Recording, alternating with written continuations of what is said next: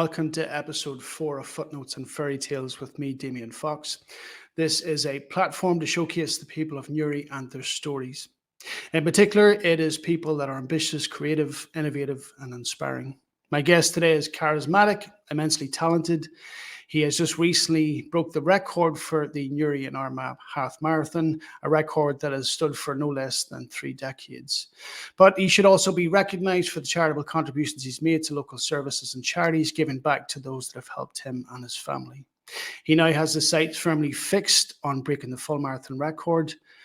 He is a man that we should admire, and I am delighted to introduce you today, Mr. Michael Fox. Hi, Michael. How are you? You mean good? Thank you. That was good then. Oh, well, it was difficult, given all your accomplishments, to sum up quite briefly some of what you do. It's all going to go downhill from that now. We have spoken briefly offline, and you've given me an idea of the last 12 months. So if you could talk me through the last 12 months, some of the successes and some of those key moments.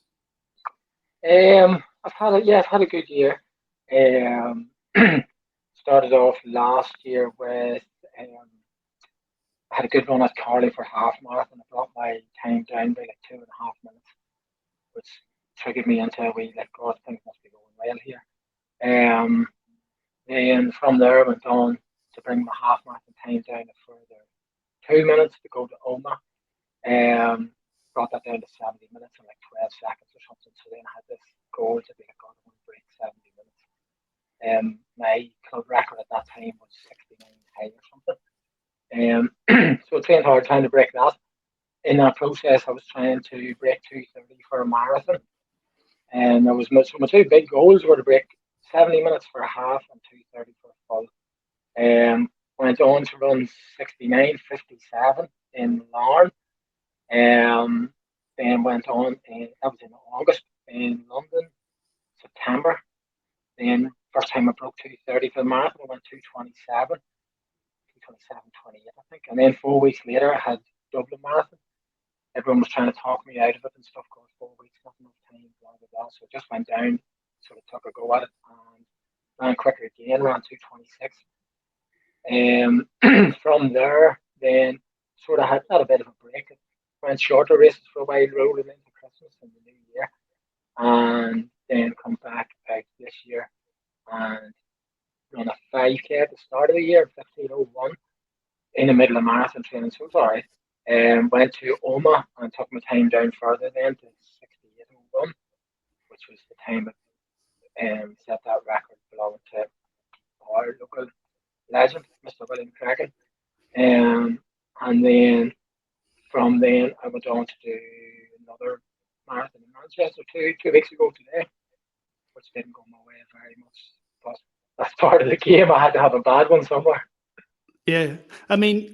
You had said that there were 2 main goals essentially for the last year. And am I right in saying that you've achieved both? Yeah. That's amazing. I wanted to ask because I'd seen a post, I guess it was off the back of the Manchester Marathon, and I'm going to loosely quote the post, but you talked about the difficulties that you'd faced during that race and that it didn't go your way that day. But you'd mentioned that there were some at home that would have been glad to see you have a day like that. I wanted to understand how you feed off negativity, those that would see you fail, and if you do use that as motivation to go further and better. Yeah. Look, you know yourself, right? In life and everything, there are people there who don't like to see you succeed in anything, whether it be business, sport, whatever, right? That's a given. And I do. That's not highlighting that there's any one particular person or anyone I'm trying to get it. I do use that as fuel. And if you could show me 2 people that enjoy to see me fail, I'd prefer to see 10 of them, because it'll be something to get me going. If there was only 2, if there's only 1, I'll let on there's 100, because it'll spur me on more than 100 people telling you you're great, you're wonderful. Well, that's enough, So on the back of that, look, I did write it in the midst of being in a bad mood and this and the other. It's not directed at any particular person. Yeah. It was just, it's a given that in life in general there are people.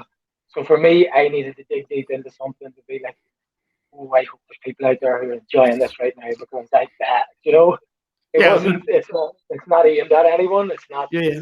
But I do 100%. Yeah, I use it as a fire, like a Yeah, I drive mean, forward.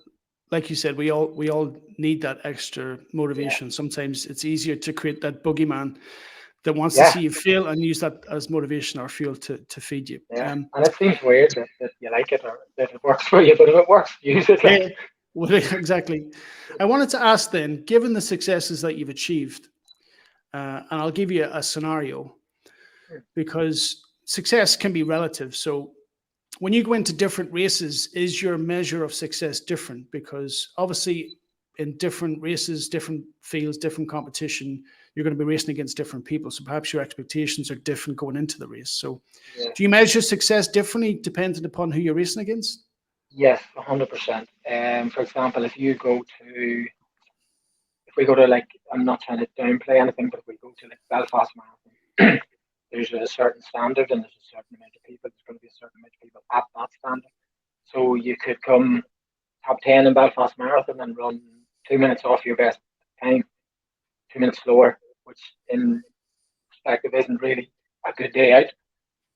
Whereas I went to London and come 34th out of 50,000, where you go, right, I'm never going to win London Marathon. But to be played, like, some people will say, oh, you came 34th there, but how come you're happier than when you came 5th in Belfast? So, yeah, 100%, depending on the race, how big it is, or how big the standard is, and the depth, then you'll go different. So you go into some races thinking, right, you have a chance of winning here, winning some prize money, or getting on the podium.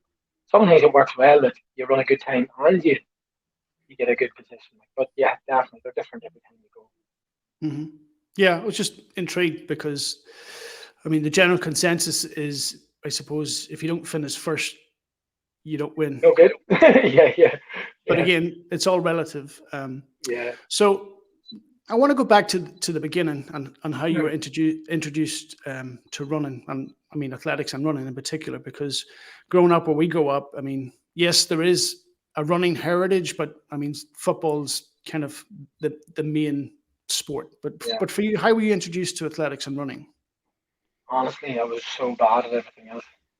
My parents sent me to. Honestly, my parents said I went to soccer, Gaelic. I'm pretty sure I did a spell of hurling somewhere, basketball in school, piano lessons, Irish dancing, you name it. I was at them all, and then I went to like I don't know what age. I think it's like primary three or primary four cross country in school, and we did like okay. And I remember coming home, and there was a older man lives in our street, and I told him I was like, oh, I came like top 10 or something.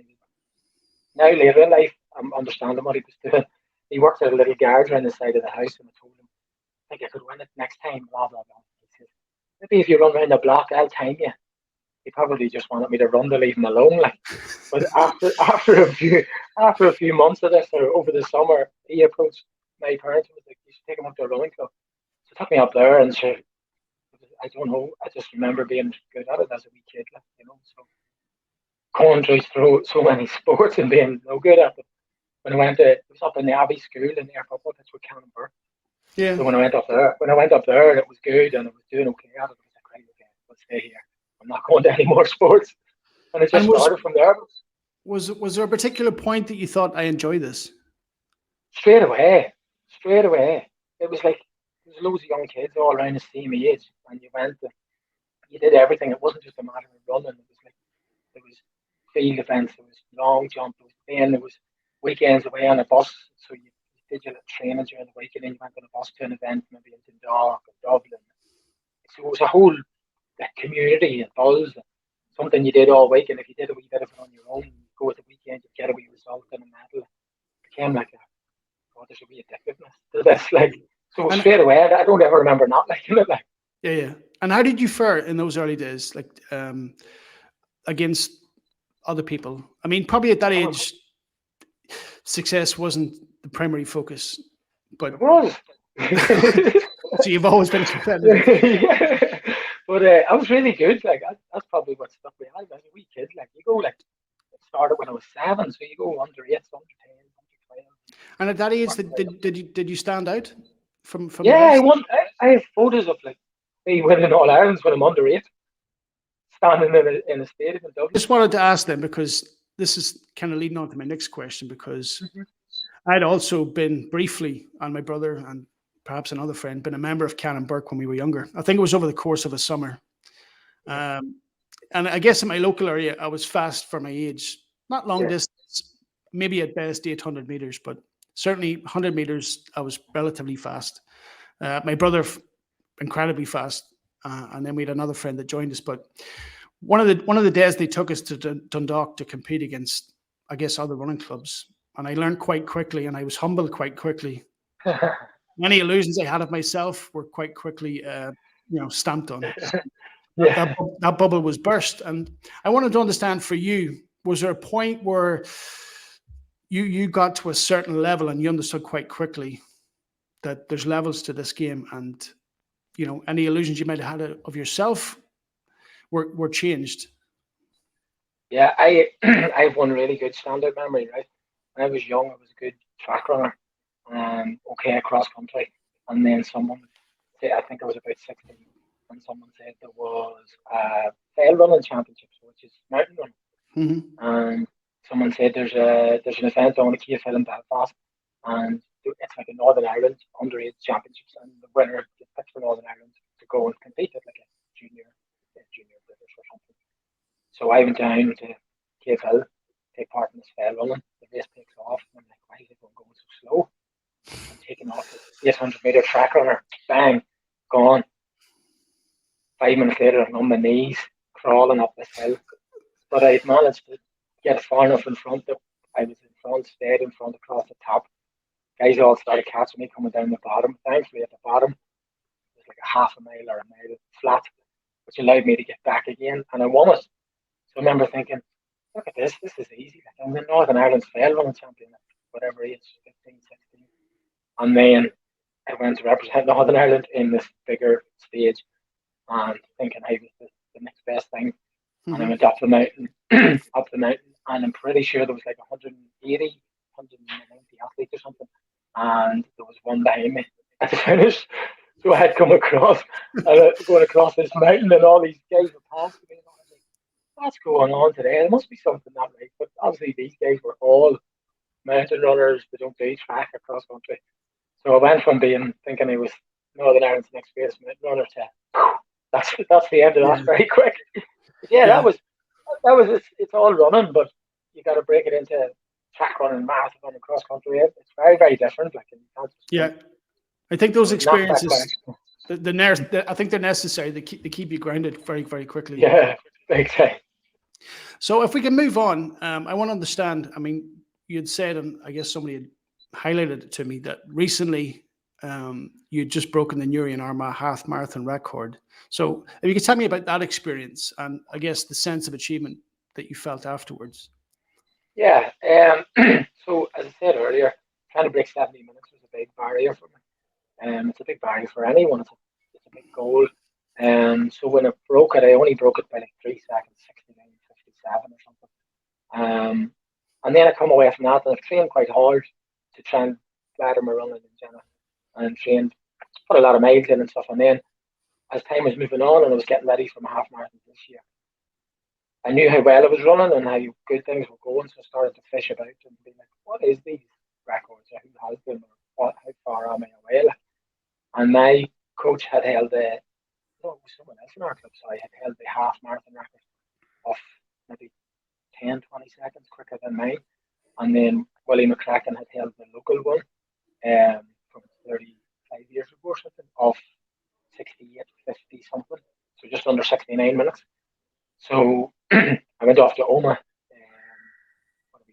in March there, and just ran off old school. Didn't look at my watch, didn't look at no pace, just got into the race and just raced it with running competitors, didn't care about time, and come over the line in like 68:01. I was delighted. It was like, oh, this is brilliant. Like, no one's ran this quick from the area in years, probably from I was born.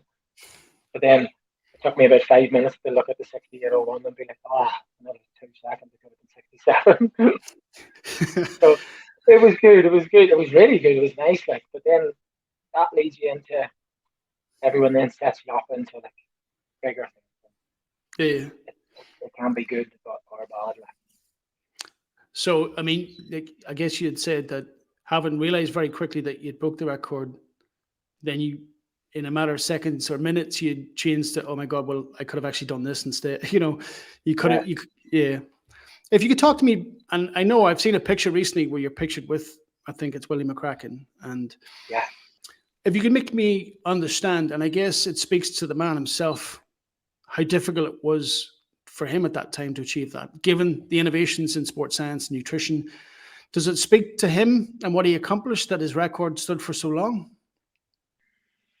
You know, it's kind of nice now that I'm getting close to them because there's probably a lot of people over the last 30, 40 years who just say, you know, it's William McCracken, he's a great marathon, and that's it. Like, and some people, not disrespecting him, but they don't realise how good it was or how fast it was or how much it would have took for him to run those times. So now people can follow my training. They can see it on Strava and Garmin and Instagram and whatever. So they can see how much it takes. You're up every morning running for 2 hours. You're running twice a day some days. You're running 20 plus meg runs per weekend. And I still haven't run the times that this man ran. And back then, he didn't have gels. He didn't have supplements to help him along the course. They used to get a sponge in a bucket and they were handed out glasses of milk during the race. So on a part, it's really nice to even highlight to people that don't realise how good he was. It's nice that I've even ran these things to highlight to people. Usually what I do, and you see how much work I put in, can you imagine, like, now people can realise how good this man was, how tough he was, like, and back then there would have been nothing. He just would have come home from his work, changed his clothes and been away, like, you know, no credit, no bumming on social media or getting kudos off people. It was just old school for the love of it, like, and often as we car at the weekends that God knows where, like, you know, and maybe if he's lucky enough, someone posted him up in newspaper of the results of it. Yeah, I suppose that back then it's probably the height of the recognition they would have received as a shout out in a local newspaper. That was it. He didn't even realise. He told me recently that he didn't even realise that his half marathon record was what it was. He thought it was slower until someone posted something online of a result from whatever, and he was like, "Oh, I thought I was 70 minutes something," and he had in fact ran 68, 50 something. So he didn't even know that until recent years, until someone found it. You know, so he's incredible, absolutely incredible, and it's honestly really really nice just to even give people a small insight as to how insane some of the things he done was. Like, yeah, it's remarkable. He sounds like a remarkable man. He is. I think I'd move on, and I understand that now you're a father and you have a wife and 3 young children. How have your motivations changed? Because obviously there would have been a point where you weren't married. I want to understand your motivations then for running and what you hope to achieve, and how your motivations have changed, or have they just been added to by the introduction of children and a wife?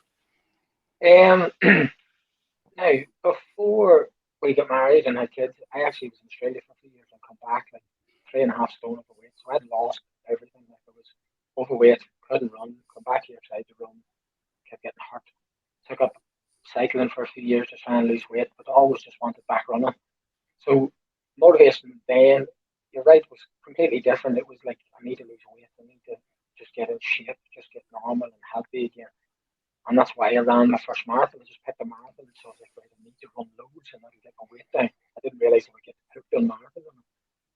But then from you get married and have kids, it completely changes. You no longer do it for you. You're doing it for yourself, yeah, but it's more everything you do now.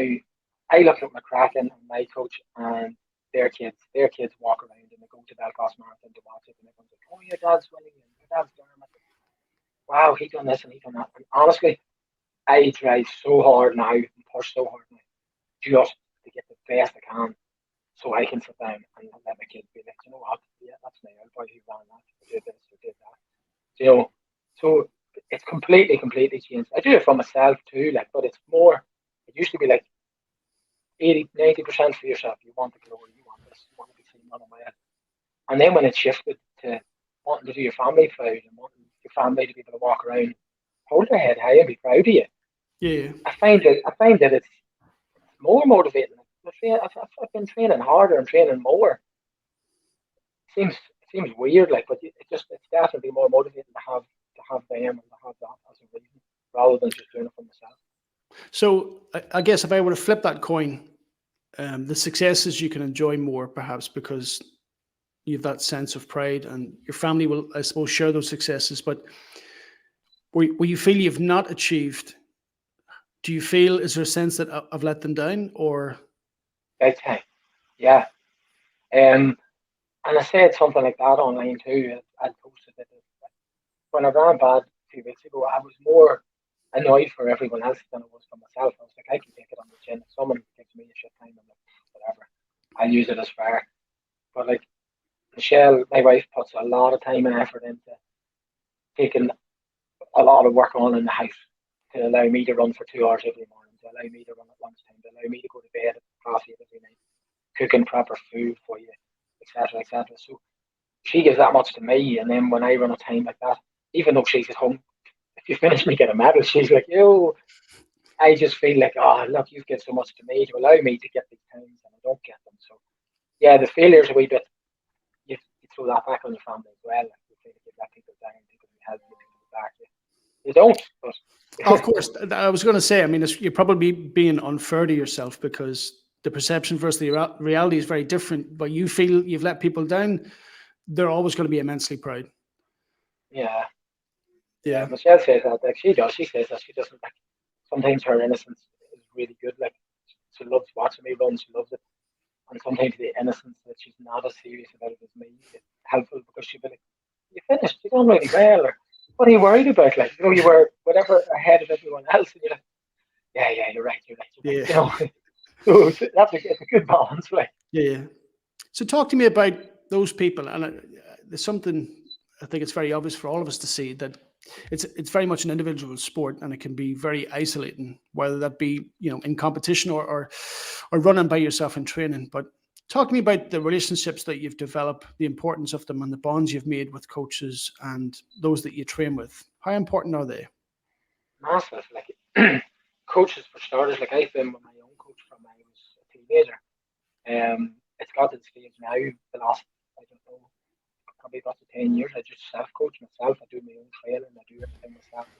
I work out what I'm doing every week myself.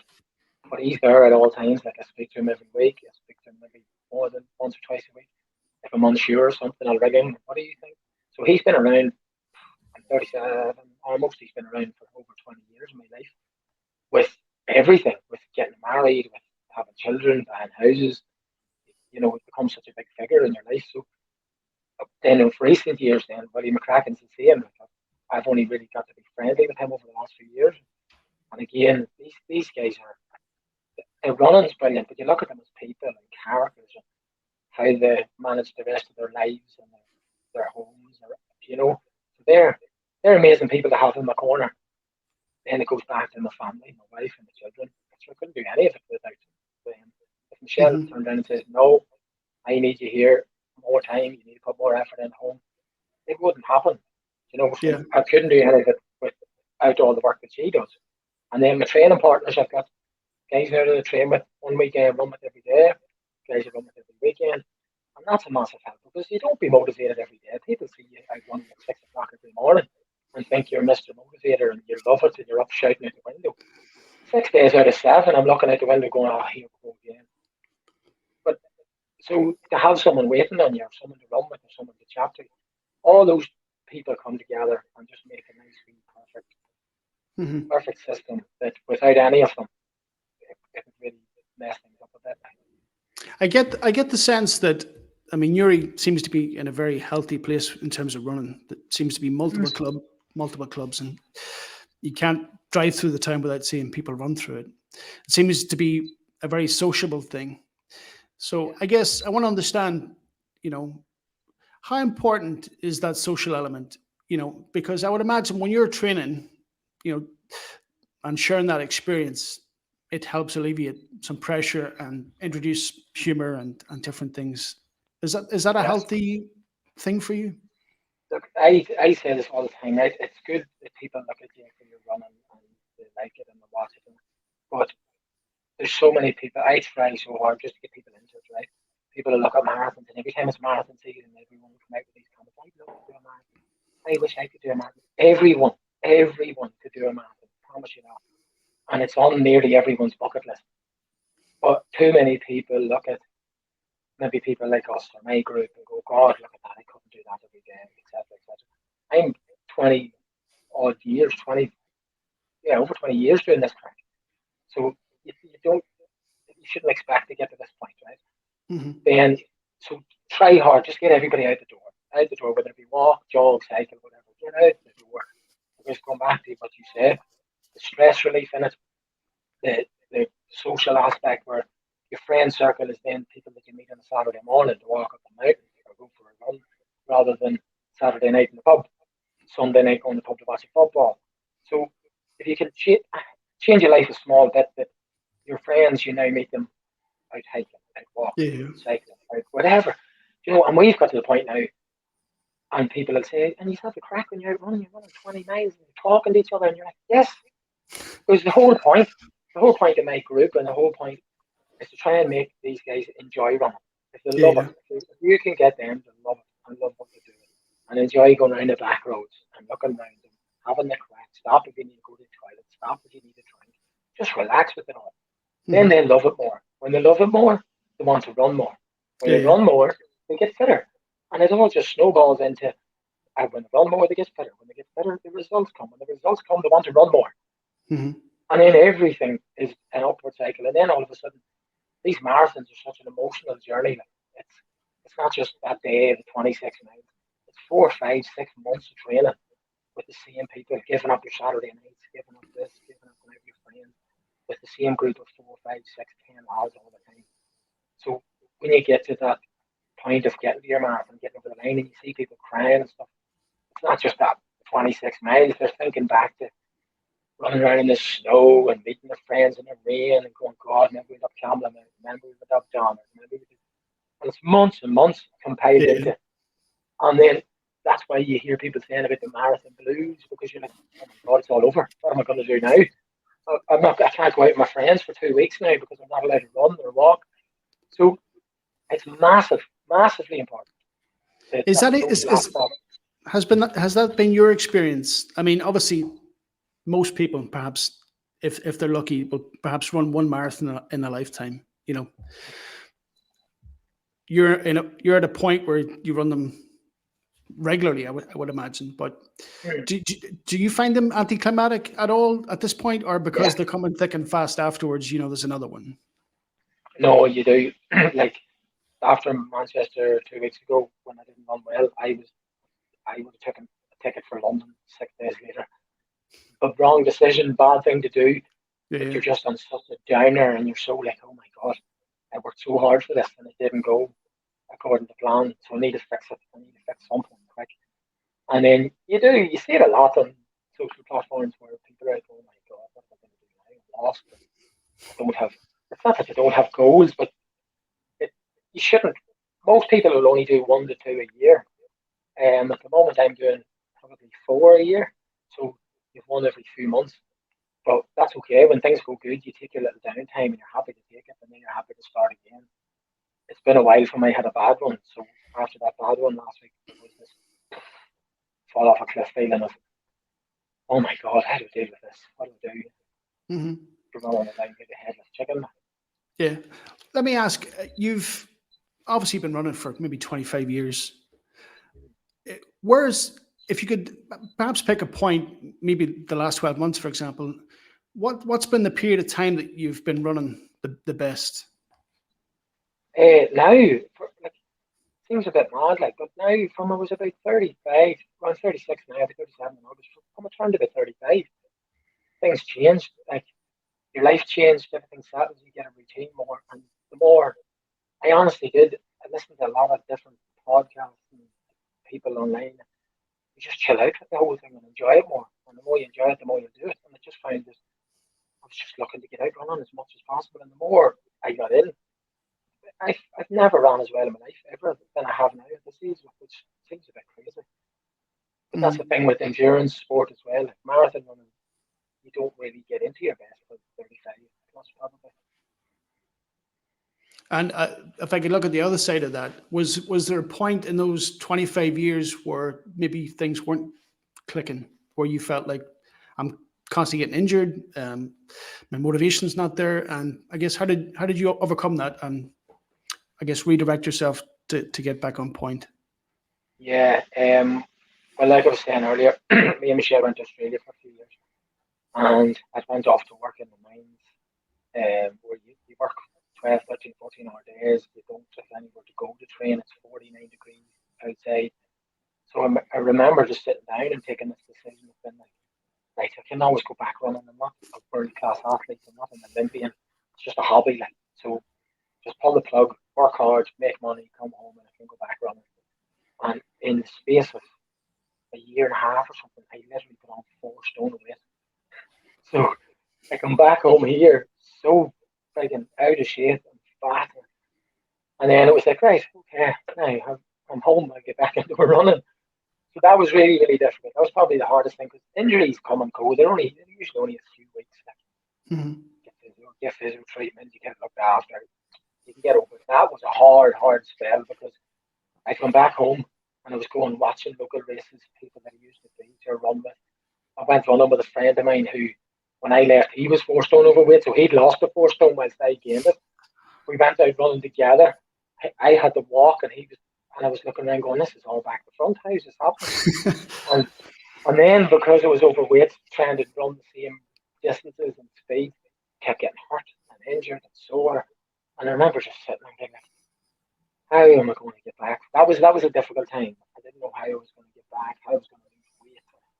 So that's when I went on the bike just to lose weight, and when I picked my first marathon to be like, right, if I have to get like 26 minutes, I'll just run slow, I'll run loads, and just go to one of these marathons like everyone else and just smile and wave and enjoy it. Mm-hmm. What would you say to someone that perhaps has been running and for whatever reason has been out of it for a period of time, or someone that is looking to start running? Like, you're not going to necessarily do a 5K your first time out or whatever, but how would you tell them to structure their time and training to build up and ensure that they stick to it? This is a big thing at the moment, right? You've got loads of people who want to get into running and are interested in it, and maybe they want to run. Like, it would be a lovely thing for everyone to run a half marathon or a marathon.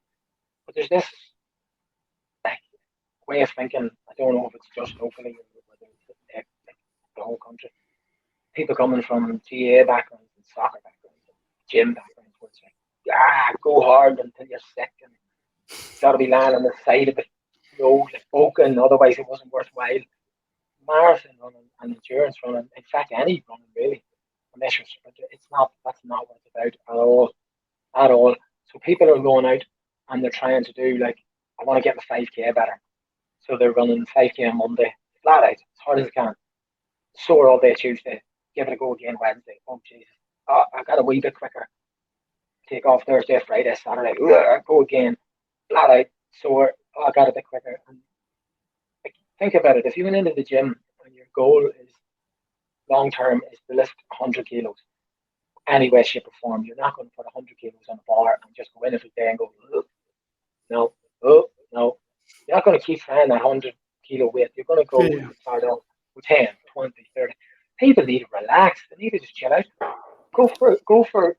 Pick a 3K around your house and pick houses or lampposts or cars and run a bit, walk a bit, run a bit, walk a bit. It's never going to do you any harm. You cannot run too slow. You're not aiming to be the next greatest 5K runner, 10K runner, half marathon runner, marathon. If your goal is just to get around a distance, no matter what it is, just relax with that. Like, don't be hurting yourself. Don't be putting yourself in this pain cave and no pain, no gain. Mm-hmm. It's not the case at all. Just go out, please. Just if you gotta walk, walk. Listen to your body. If it's hard, just go home. If there's a day tomorrow that you feel great and you were meant to do 5K, do 6. Slow things down. Put headphones in. Put a podcast on. See it as your time, but just chill out. Everyone is just push, push, push, push, push. And it only goes one way. You get sickened with it, or you get injured. There obviously is the physical element that people quite quickly go too hard, too fast, hurt themselves. It's like, you know what, this is too hard. But there's obviously the mental side of it. And I guess people from the outside looking in can look at you and think, this guy's got incredible mental fortitude. He probably wakes up at 6 a.m., bounces out of bed, hits it, loves it. And that can be intimidating for anybody wanting to start. I don't have that Yeah, fortitude. I'm not as strong mentally as he is. He's developed this over this length of period of time. But you've said, and you've been honest enough to say, you don't necessarily want to get up every morning. What motivates you? 100%. What makes you get up and do it? Like, honestly, the people need to understand. See, everyone you see on social media platforms and Instagrams and all this carry on. You're seeing the best side of it all. You're seeing this. Look at this madman's doing it 5 o'clock in the morning. This is amazing. As I said to you, I promise you, through those winters and stuff, I much prefer to stay in my bed, warm. Don't go out in the rain and run for 2 hours. You got to pick certain things. So your thing could be different to my thing. In our house every morning, Michelle gets up and trains at 6 o'clock every morning. We've only got that window in the morning before the kids get out of bed, before everyone gets up.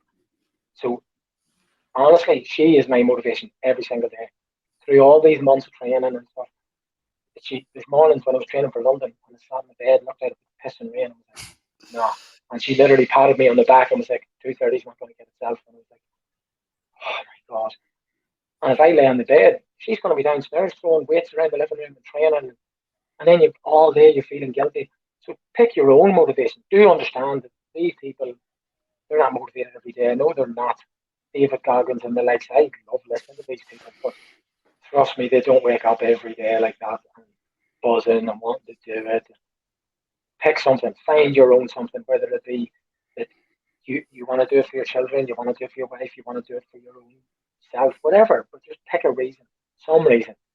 Make it and just use it every single day, every day. When you look out, if it's pissing raining, it's this or that. If it's an event you're doing, be like, right, say you want to walk a mountain and conquer Snowdonia, you're like, right, well, when I get to the last hour of that, I'm going to be in trouble. Every every day I get up in the morning, I take a wee bit of that trouble away.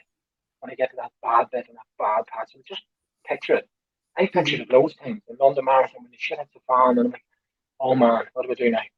So every morning I manage to get up and manage to get out the door. Hopefully, I'm just taking a wee bit more of the pressure off. But pick your own motivations. Mine is my house, my home. Michelle, she motivates me every single day.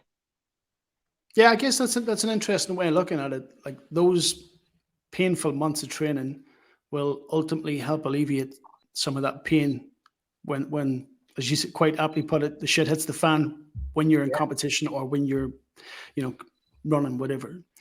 Tell me about some of the experiences that you've had in competition or training where you've essentially hit a wall at a point where you felt like I can't go on, but you've pushed through, and what ultimately made you push through. I've had some bad ones now. My first two marathons, I hit the wall in the first one, but it was like 18 miles or something. So at this stage, like we we were, it was only my first time, so I didn't really know what was going on. Someone had told me, like, when it happens, it'll go away, stick in there. So the 18 miles, poof, got bad. 21 miles sort of come around again. I was like, oh, that wasn't too bad. What are these people talking about? Like, oh, easy enough to deal with. Went back the following year to the same marathon, and the shit hit the fan at like 13 miles. And I was like, oh, this isn't supposed to happen. This is Is, very is it early. a is it a physical like collapse or a meltdown, or is it equally? Both, both. Like it comes physically first. Well, in my opinion, like I remember running up a road and my legs feeling like I was running uphill, and I was checking down the road, looking, going, this road isn't going uphill. Why do I feel like I'm going uphill? And it was one of my club mates was beside me. And he was like, "You okay?" I was like, "I don't think so. Something feels funny." And he was just like, "Are you in trouble?" I was like, I think so. I'm not really sure." And then it just got worse. And there's certain ways you can describe it. Like I honestly looked around and thought that someone shot or thrown something from the side. Like your legs just bang, and it's just like overwhelming feeling of what happened there. Like how did that happen? And then it's when your head kicks in, then going, oh my god, here we go. So in the early stages, it was like that. But in later years, in the last few years, like I say this all the time to loads of people. And honestly, one of the biggest things I think of all the time is the likes of Michelle going into labour, like when she went into labour and had children. It's like you don't choice. Like this is going to be hard. This is going to be terrible. This is the hardest thing you're ever going to do. But she didn't have a choice. She didn't have a choice. We go, nah, Yeah. doesn't matter. Leave it. So I always write Michelle and the kids' names on the back of my hand in my marathons. And if and when it hits that really bad point, I just look and be like, you know what? She didn't have a choice to back out or to be like, no, frig it. So all the time I've been like, right, even if I'm going slow or even if it's horrible, even if I have to walk, you can't back out, you can't walk off, you gotta just keep moving forward, you know. And you go into those dark places. But again, it goes back to use your own motivation. Everyone will have something different. Yeah. I suppose, and I hope that anybody that listens to this, they'll see that you're not indestructible. You have those same pain thresholds and challenges that everybody does. Yeah. I mean, you're at a point now, you've run a number of marathons. Do they, and this is probably a foolish question, and I've read an article quite recently, and I'll touch upon it later, but it says nobody's marathon's easy. Even at your level, how difficult is it still to hit those 26.2 miles or whatever? It's always hard, always, right? It's 42 kilometers of running. Like it's a long distance. It's never, in my opinion, it's never going to be easy. If it's easy, you haven't done it right, or something's, you know. But people look at it different as well. Like it's honest opinion. I think it's harder for some other people than it is for me because I look and think, right, mine's over in 2.5 hours. There's some people out there for 5 or 6 or 7 hours, and Mm-hmm. they're on their limit for 7 hours. Like we're all walking on a tightrope. We're all on this like, oof, I'm almost done. I'm in trouble here. They're on their tightrope for 6 or 7 hours. You know, so I try and think of like, right, okay, 2.5 hours. It's going to be over. Like, it's hard. It's horrible. And then they're also different. The courses are different. The weather's different. The buzz, the people. So trouble comes at different stages. Like some of them, it comes at 13 miles. Some of it happens at 18 miles. Some of it, you're coming up the home straight going, what happened there? I haven't done any trouble yet. And then, oh God, here we go. So Mm-hmm. they're all very different, but trust me, every single one of them, you got to be ready for something because none of them is easy. Yeah. I think I just move away then, perhaps from running to Hmm. talk about something a little more personal. I mean, Yeah. your life's not been without adversity and challenges. I mean, I'm talking specifically about the birth of your twins. Um, they were born premature, but I want to understand obviously that experience for you, Michelle, and how difficult it was, but how you then in turn use running to give something back to those charities and services that helped you and your family. Yes, we had our twin boys almost 2 months early. Michelle was pregnant and got COVID, so went into early labour and took her up to hospital. I wasn't allowed in because she had COVID and it was during this time. Then she was rushed to Craigavon again. I wasn't allowed in. She was kept in there for days. The boys were, a few days later, there was a whole panic. Michelle was starting to get very sick and they had to operate on her and she was taken away to ICU and all this stuff. I was sitting in the car park this whole time and waiting. So the boys were born. I just got sent a photograph of them. Michelle was taken away to one side of the hospital. The boys were taken away to another side. We weren't allowed to see each other for 7 days. I wasn't allowed to see the boys or Michelle. Michelle wasn't allowed to see me or the boys. So I'm at home with our daughter trying to explain that mummy's in this part of the hospital, but your new brothers are in this part. I don't know what's going on or what to do. And it was the hardest time in my life. It was unbelievable. And it's so strange how like just felt so lost without them all. Like, and it's like Michelle's the backbone of everything in our house, like, and she's lying in the hospital, and she's usually the one saying, "Oh, we'll do this, we'll do that." I don't even know how to put the child's hair in a ponytail, and I took her to hospital dressed like the kid at a Big Daddy with yellow welly boots and sunglasses. Oh yeah, we've So been there. I've been there. so that was really, really, really difficult, and it was just the hardest time. But look, it's a story, and we all got over it. And thankfully, Michelle's fit and healthy. The boys are here fit and healthy. They're almost two. Some people aren't so lucky, unfortunately. We were really lucky that everyone was okay.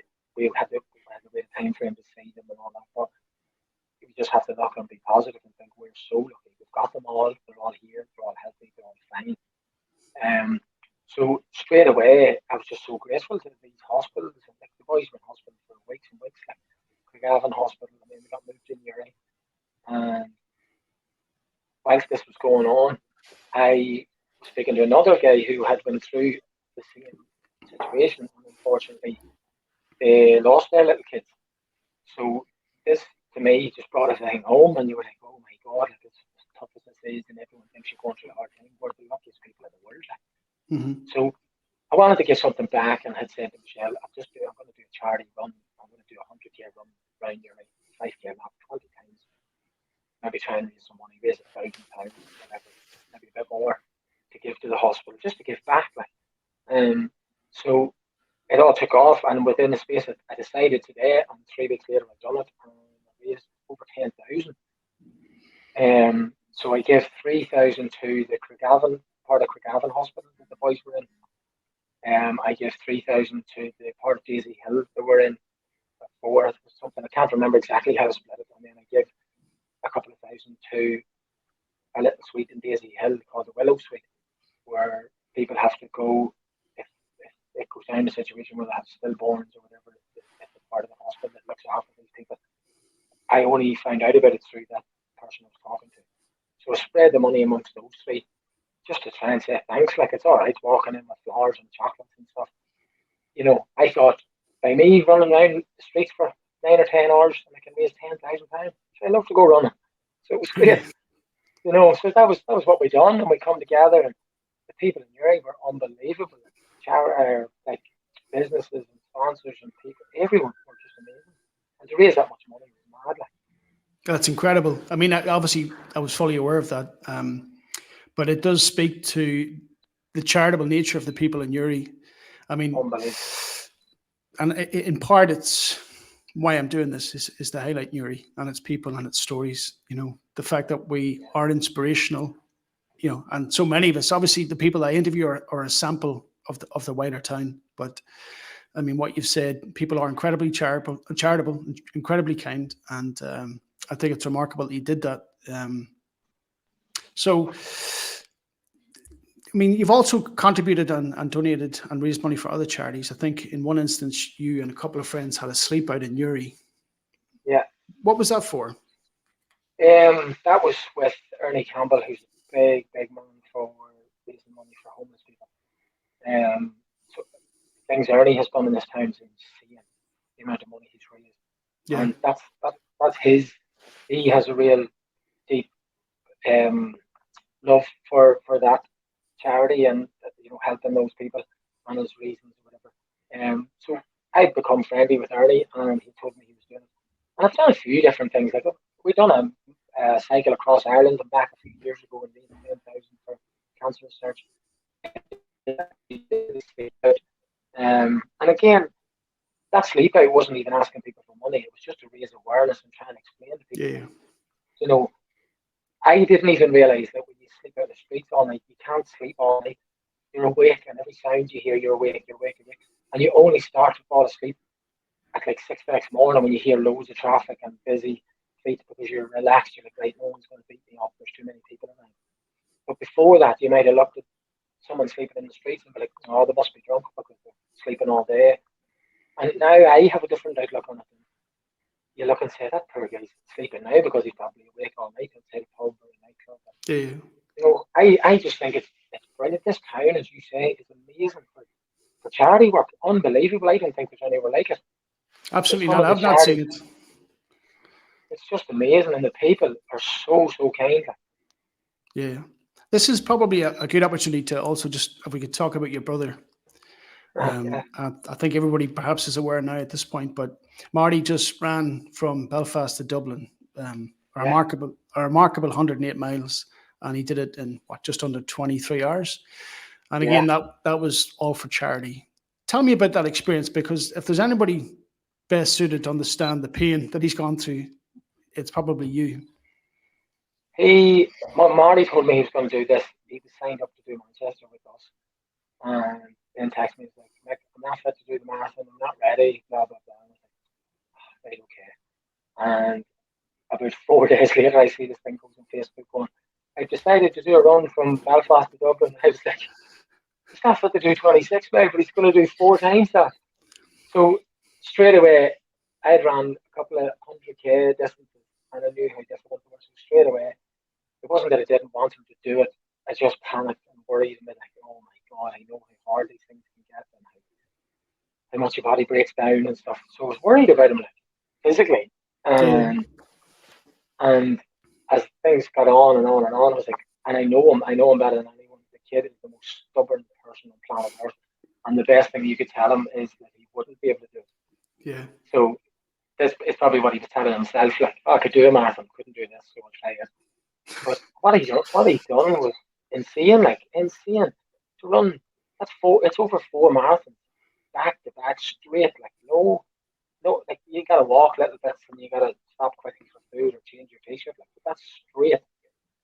You go, bang, see you in Dublin. Yeah.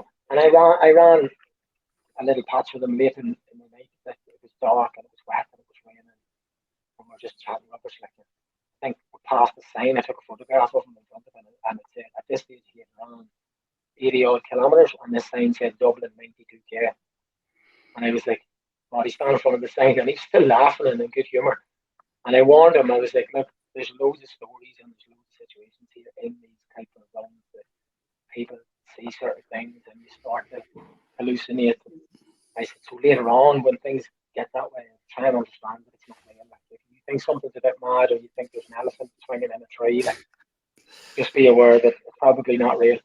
And he phoned me the next day and he said that he got to like 80 or 85 miles or something. And it was like 4 a.m, lashing and dark. And he went past this garden wall. And these 4 guys were sitting on the wall. And he was like, sitting on the wall, waiting to go to work. The piss and rain, 4 a.m. And I went past him, I was like, morning, how you doing? And he didn't even speak to me. And he found us so rude, like, these guys are so rude and ignorant. Then he run on, and the next station there's people waiting, and he said something. He was like, 4 boys waiting on a left back on that wall, and fucking rude, like, they didn't even speak to me. And it was one of my uncles, and he was back. I was like, there's no one on the wall, somebody get him food quick. Like, that's how bad it gets. Like, and at 80 or 85 miles, he said he went to stand up, his legs just were not working. So you had to just try and move. I've not done it. I can't even explain. I've never ran that far. So I'm so proud of him. Like, so proud of him and what he does. That's monumental. I mean, I wasn't aware. I think one of my sisters had mentioned that Marty was doing this, and quite quickly, I think when you hear 108 miles, you quite quickly try to, understand in terms of marathons, what is that? And I was like, that's just over 4 marathons in under 24 hours. It's like, yeah. So, I mean, it's remarkable. I'm not surprised because I know you and I know your brothers. Yeah. And it doesn't strike me as surprising at all that, like yourself, probably Marty's the same. If he's told he can't do something, what more motivation do you need? Best thing you can have, But he done amazing. He done so good. Like, do you know what? You know what's crazy? He done that. Was it last week, maybe? I think it's just over a week ago. He's currently in the middle of Belfast Marathon right now. He sent me a photo yesterday and was like, guess where I am? And he had a marathon number in his hand. I was just like, oh my God. That's insane. Not surprising. Yeah, but if you've got an ability to do these things and it can raise money, he raised a lot of money for a little kid. Absolutely, yeah. Think about it. Like, if someone can do that for anyone, we love to do stuff like that. We genuinely love to do stuff like that. And if you can raise thousands of pounds by doing something you love doing, it's not even a question. It shouldn't. Yeah. It shouldn't be. Like, when my marathon running days that back a bit, I'm not as competitive.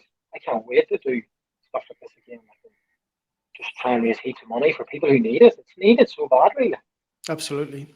I guess if we could move on, then I just want to understand your training and what a typical day and typical week looks like for you in terms of miles put in per day, sleep, nutrition. If you could explain.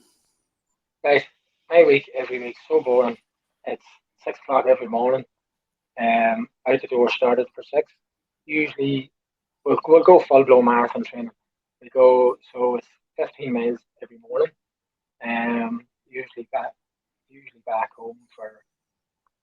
8, 10 to 8, get showered, get changed, get breakfast, and then it's kids out the house, everybody get to work. So Michelle gets the twins over to my mum's, I get down to the school, get back, start work at 9 o'clock.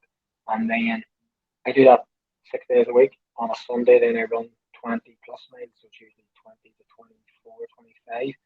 And then when I'm in the middle of heavy marathon training, 2 of those, maybe 3 of those days, I'll go again at lunchtime for 6 miles. So that'll just be out nice and easy and jog. So on those days, you're doing 21, 22 miles. The rest of the days, 15, and then Sundays, 20 plus. Sleep, we're in bed every night, 8:30, 9 o'clock. Because you're up at 5:30. Michelle as well, she trains early as well. So nutrition, you'd be surprised, man. I eat these things for breakfast. I don't. I'm not. I'm not one of these people who weighs out food and takes shakes and all this carry on. I eat what I want or what I feel like. I do try and stay strict, come close to the marathon, but there's no. You should be allowed to have what you want. And running those type of miles, it's 110 to 125, 30 miles a week.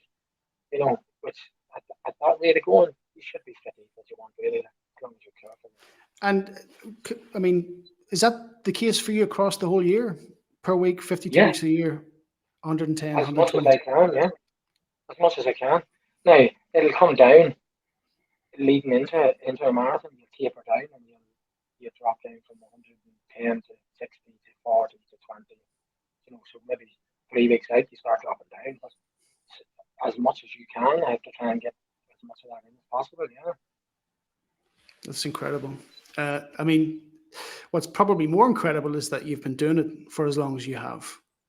I haven't been in training that heavily and intense. That's probably been the last 2 years. I didn't do that when I was younger, or I didn't do that when I was. But I mean, just even, having started at 12, maybe competitively, and now at what age are you now? Just over 35, and that you're still equally as committed to your craft. I mean, that's impressive. And I suppose it leads me on to my next question. For me, looking at you and probably others that know you and what you've achieved, I think it's safe to say that your legacy in Newry and probably the wider area is secured. You've done enough, I guess, to cement your legacy. But for you, what do you think your legacy will be when you're finished? You've no idea, do you? Really, that's the sort of thing that you wouldn't know unless you were looking to be on coffin or something. Or what would you hope to leave behind in terms of records? Honestly, I'd love to sit. I look at those 2 older men that I tell you that I'm friends with that back me, and you look at their kids and their families, and everywhere they go, their families are real proud of them. Their kids are proud of them. The kids can go to any event, any marathon in the country, and say, "Oh, you're whatever's daughter, son," and that's all. That's all. Like whatever. Times are times. The majority of people don't really understand them anyway. But I would like just my kids to grow up and be proud of me, to be able to go anywhere and say, "Yeah, that's my dad. They measured the roads, they finished such and such a place in this marathon or that marathon." That's it. That's all I want. Times will come and go, whatever. I don't have as many. I wouldn't set a legacy in times like that. I have my own goals that I'd like to hit. Yeah, but sure, if I don't, who cares? I can still make my own family proud without hitting those. Absolutely. That's all I want. I just want them to be able to walk around and be proud of their kids, to be proud of their dad. Really. Mm-hmm. So I understood, and again, it goes back to the post that you had made, or I think it was the picture of you and Willie McCracken, and that your sights fully set, hopefully now, on pushing on and breaking that marathon record. What's that gap between what you've set, your personal best, on his record, and how do you go about closing that distance and breaking it? I mean, how methodical in your approach? What level of detail? And how would you pace yourself in order to achieve that? At the minute, Willie's time's 3 minutes quicker than mine, and it seems like quite a lot over a marathon, right? But from this time last year, my best time was 2:40. I went to 2:33. I went to 2:27. I went to 2:26. So I'm at a stage where I'm like, well, if I can take off that much in a year and a half, I can definitely take off another 3 minutes. Yeah, if we could just pick up there, Michael, just how you plan to achieve that. Yeah, so if I can run certain times for a full, it gives you an indicator of what you can do for a half. Like, so these guys had certain times for half marathon when they were in the process of those marathon times. So if I took a minute out of Willie's half marathon time, I'm under the illusion and in my head going, right, well, I can definitely match this time, if not go quicker. So in Manchester, I took off looking to try and run under 2:24. Willie's time is 2:23:53. So I was like, I'll go with 2:24, see what happens, hopefully move on. I came through halfway on time for 2:23:35 or something. Perfectly on time, felt good. Unfortunately, stomach cramps and stuff like that. It all went pear-shaped. But I feel already that I'm in that shape. I need my day to go good. So I'll continue on training the way I'm training. I don't think that I'm that far away right now. Like, I think I'm in good enough shape if I get the right marathon and the day goes good to do that. Like, I think right now, 100% I'm in 2:24 shape, if not quicker. So I have to think that I can't be sitting here thinking I'm going backwards. Yeah, of course. So in regards to, I'll just continue doing what I'm doing. I had to make sure and come away from the idea that I was unfit last week, or it was a matter of fitness. It's not a matter of fitness at all. I'm in good shape. 3 weeks ago, I ran a great half.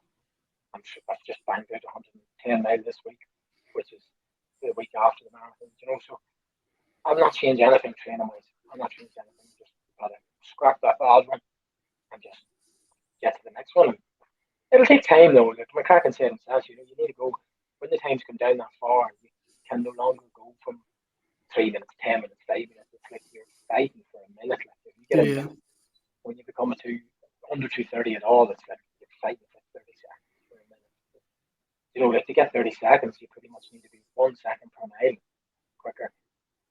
That's what I wanted to understand. Like, obviously, for me, if I were to start into a first marathon and then go back and train again, I would imagine it's considerably easier for me to knock off big chunks of time, as opposed to you when you're performing at your level, when the margins are finer.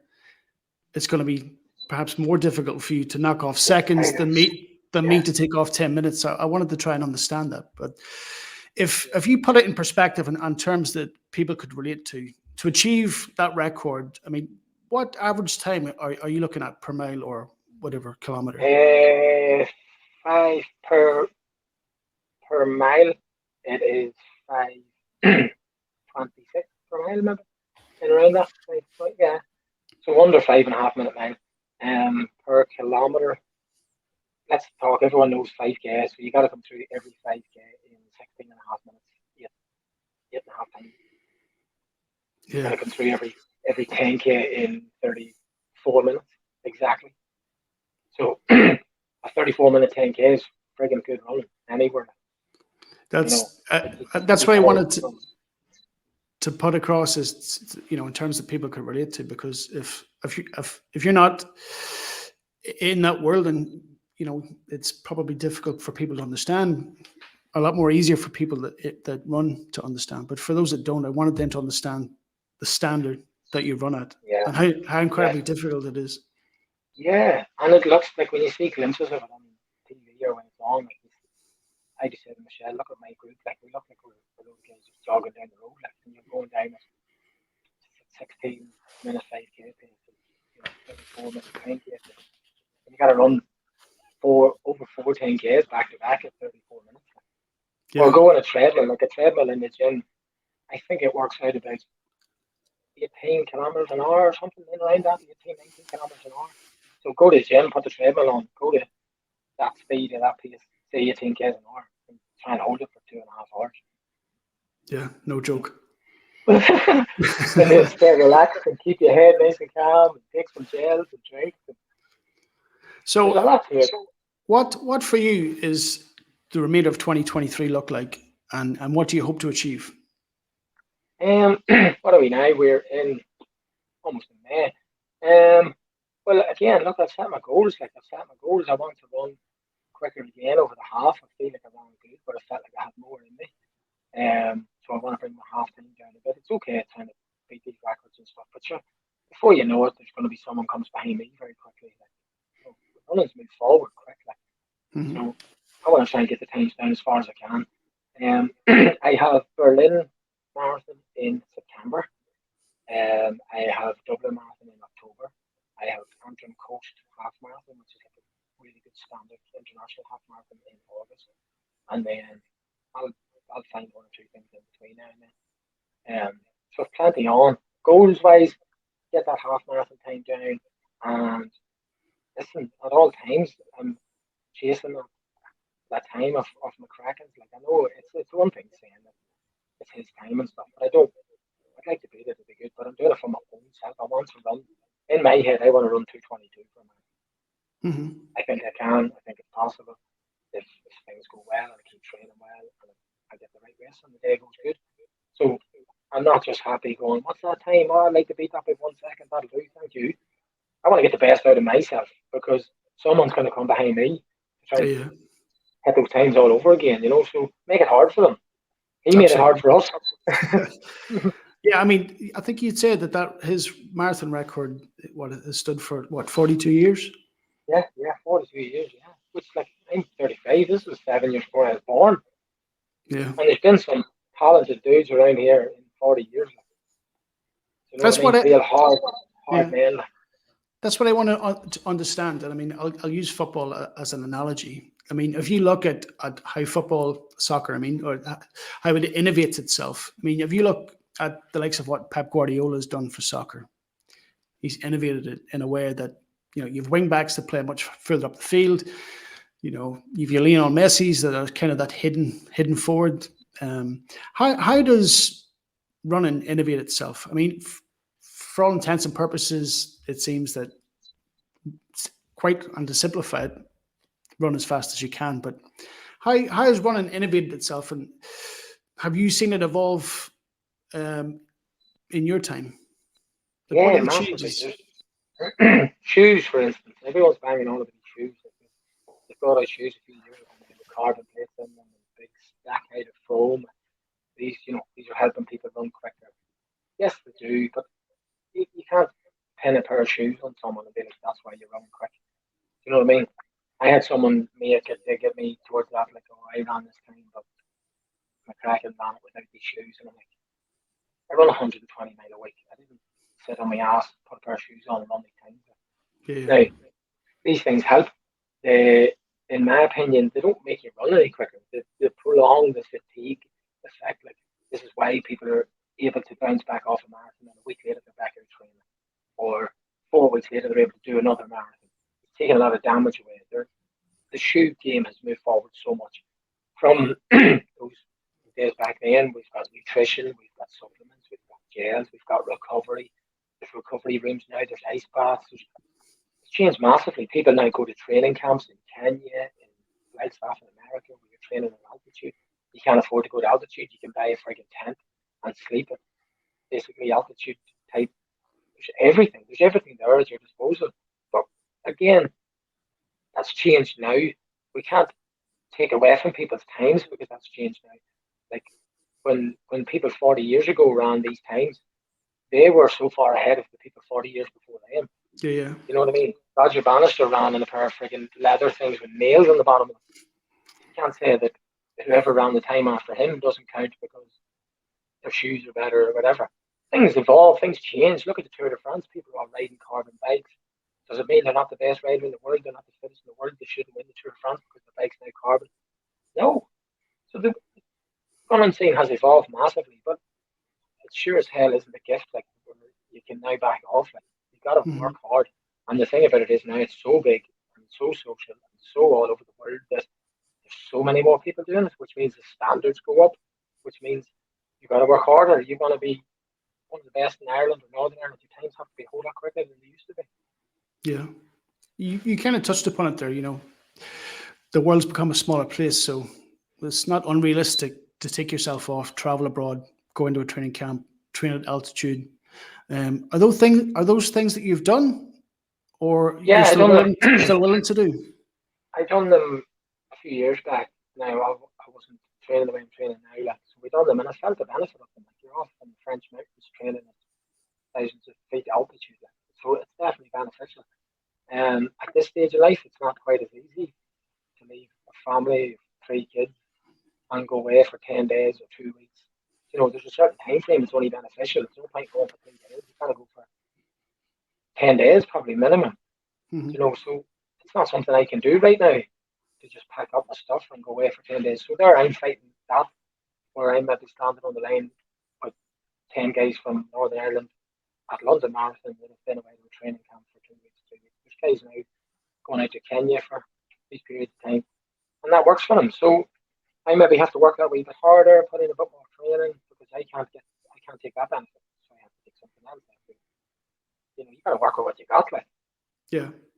And I just wanted to also ask, because I think with innovations in sports science, psychology and mental psychology and all of that is now very much prevalent in all sports. Is that something that you use to supplement your training?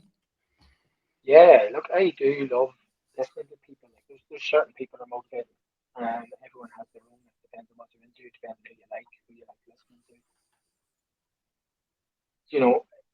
You pick out what suits you. Like, and again, it goes back to be aware that some of the people you're listening to, it's not all sunshine and rainbows. Like, I would much prefer to look at someone that I know as a motivator, like someone that I know personally, or somebody that you're like, I see this guy in real life. It's not a matter of seeing their 30-second Instagram video of them looking amazing and shouting and rolling down a phone. Look at real people around you. Look at people that have done maybe what you want to do. So I definitely use that. Like, I use those older guys to be like, when they done it whilst we're in families and working together. I certainly would pick looking at them ahead of looking at some dude shouting down a video on social media. Look at real life people. Yeah, I think it's easier, given the rise in social media, that we look for inspiration from these essentially perfect people, that are indestructible. But like you've said, we can find inspiration closer to home from very much real people that we know. Yeah. And that's why I do really try so hard to let people know that, like, it is shit sometimes. Like, it is shit. It's hard. It's crap. No one wants to run in the rain and the snow. No one wants to give up drinking alcohol for 6 months. You want to go and pints with your mates. But it's up to you. It's like a savings account. You got to give up something to get something back. Like, so, look around you, and if you're willing to give up stuff, you're good will come. Like, they will 100%. But look at real people and understand that it's not easy. It's not going to be easy. It's not going to get handed to you. There's natural talented kids and all the rest. Blah blah blah. You can't work your ass off for anything. It'll be business, work, family, training. If you want something good, you got to work for it. I just wanted to also touch upon the fact that you have started your own business, and I guess in many ways it very much relates to what you do. You've opened your sports massage therapist. Is that correct? That's right. Yeah, 3 years ago now. And how's that going? How do you fit all that in with training? Brilliant. It's good. It's been a benefit, like, because I can now leave a long enough lunch that I can run at lunchtime again if I need to. I've always said that if I ever could get to work for myself, I'd love to leave my children to school, so I don't start until 9 in the morning. I can leave Darcy to school every morning. So when outside things are going well in life, it leaves running much easier. You're running with a clear head. You're not running stressed out. You're not running going, oh God, I don't want to go back to this.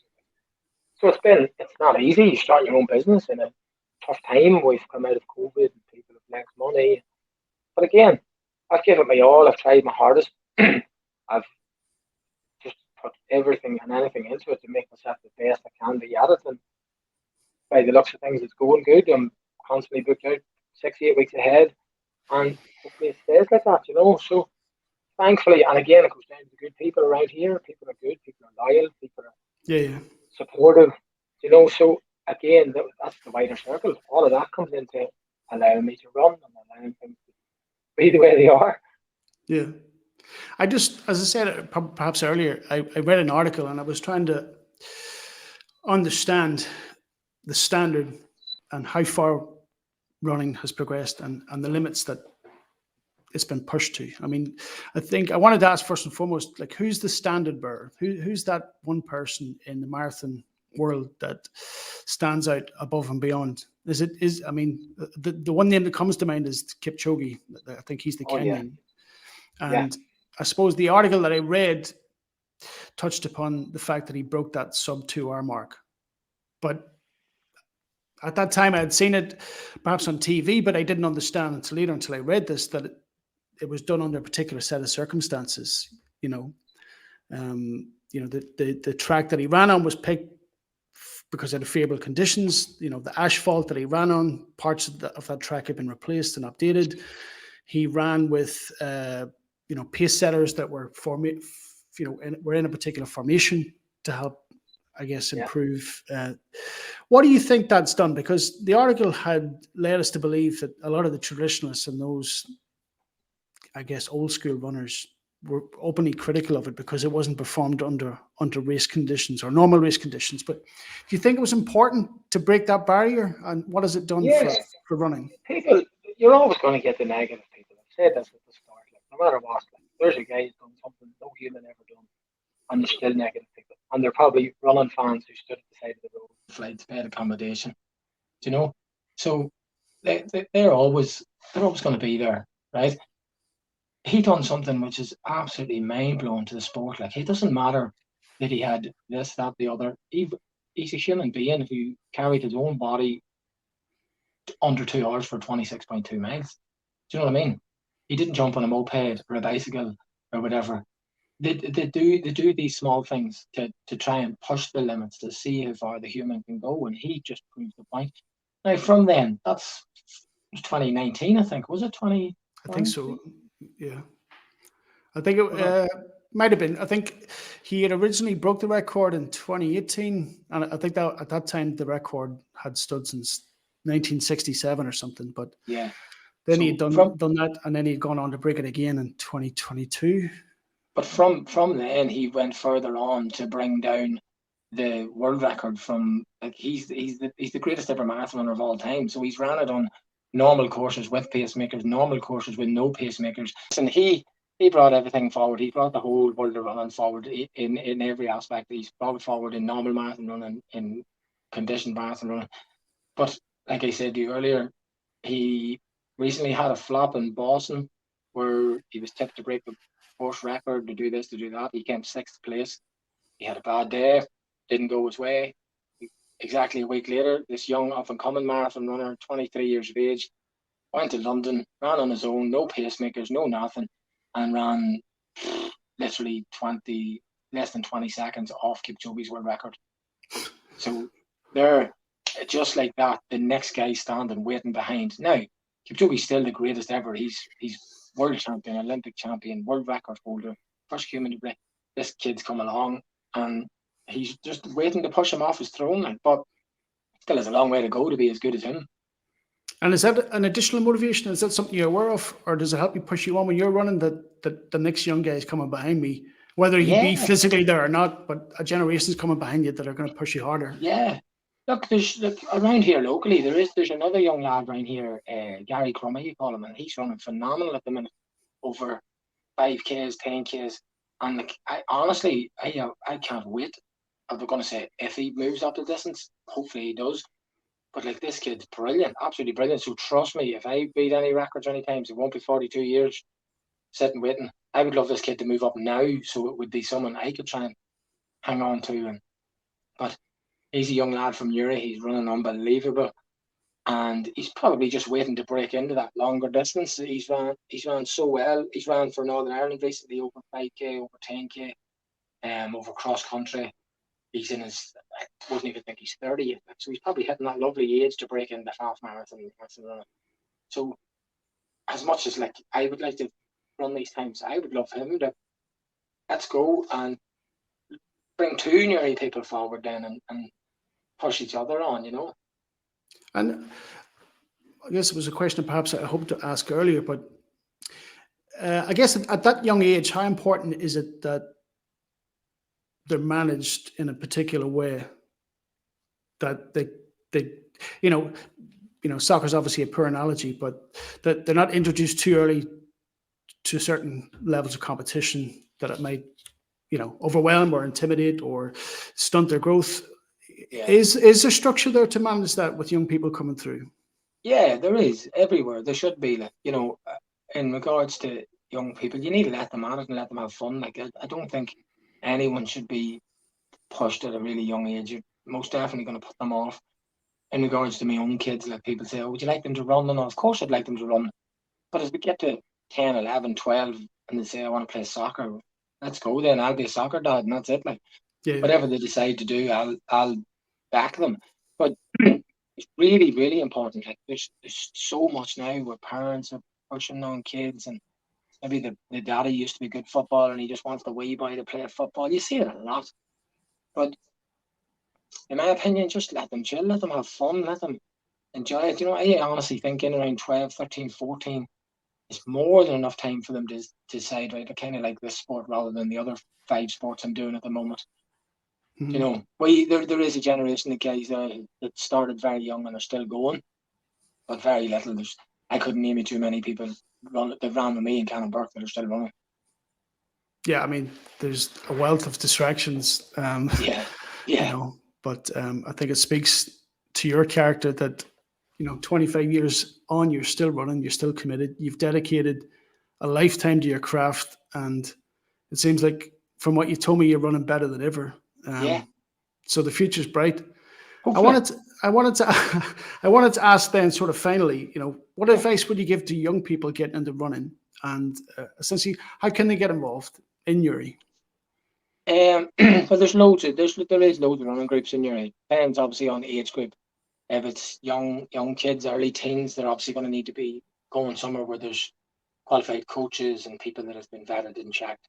There is running clubs that go to the track up in Newry. There's Newry City Runners. There's Newry Athletic Club. There might be other crowds as well. I'm not too sure. If you're a little bit older and you're branching into that, like you're young and you're 17, 18, and you want to just contact people around you. The running community is full of very good people, really good people. Mm-hmm. You know, and some people, like even for years, maybe even I would have been like that. You look at the likes of McCracken and go, oh my God, I'm not going to annoy him and ask him for something. He's too up here to be annoying him or asking for help and advice. They're the nicest bunch of people. Like, so just contact someone around you or someone that's running wild. No one is ever going to be above their station or trying to say to you, no, I'm not helping you, I'm not doing this. But get into it, and please don't have that go hard or go home attitude. That is not going to work. Don't be going out the door running like a maniac. Give yourself time. If you're 18 years of age and you want to run a marathon, give yourself a year, give yourself 2 years, whatever, and learn to enjoy it. Just learn to enjoy it, please. Because I promise you now, the minute you stop enjoying it, you're done. You may as well just stop, like, because it's just a chore. It's something you don't want to do. Yeah, they're wise words, and I guess it comes from someone that has the experience. I just want to wrap up. I think, and perhaps you'll not admit it of yourself, and very often we don't. Given your longevity, given the standard of racing that you're at, I think you are an inspiration to those coming behind you. But on the flip side, and if I look more personally, I think what you've done for local charities as well, you've made huge contributions to services and charities that have helped you, but others that haven't perhaps helped you. And I think that also speaks to your character. So, I mean, all equally commendable. And, I think you're a local talent. I don't know if we do enough to celebrate local talent. So I guess this is part of the motivation why I'm doing this, is to highlight local talent. I really appreciate you coming on today, Michael. Thanks. No, thanks for having me. It's been good.